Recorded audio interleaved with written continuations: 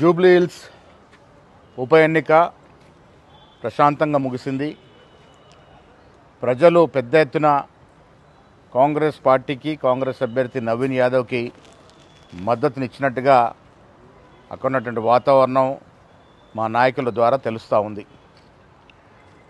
జూబ్లీహిల్స్ ఉప ఎన్నికల్లో గెలవడానికి కాంగ్రెస్ పార్టీ అభ్యర్థి నవీన్ యాదవ్ కొరకు కష్టపడే ప్రతి ఒక్కరికి కూడా ధన్యవాదములు. ముఖ్యంగా రాష్ట్ర ముఖ్యమంత్రి గారు శ్రీ రేవంత్ రెడ్డి గారు అనునిత్యం ఈ ఎన్నికని పర్యవేక్షిస్తూ అందరికీ సలహాలు సూచనలు ఇస్తూ ముందుకు నడిపించినారు.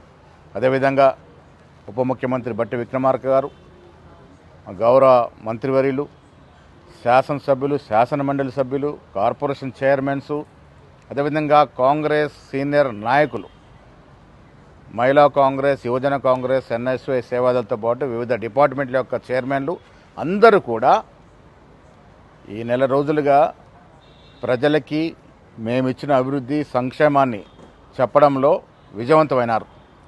ప్రజలు మేమిస్తున్న సంక్షేమం పట్ల, మేమిస్తున్న అభివృద్ధి పట్ల సంతోషంగా ఉన్నారు. కాబట్టే పెద్ద ఎత్తున కాంగ్రెస్ పార్టీకి మద్దతు వచ్చినట్టుగా తెలుస్తూ ఉంది.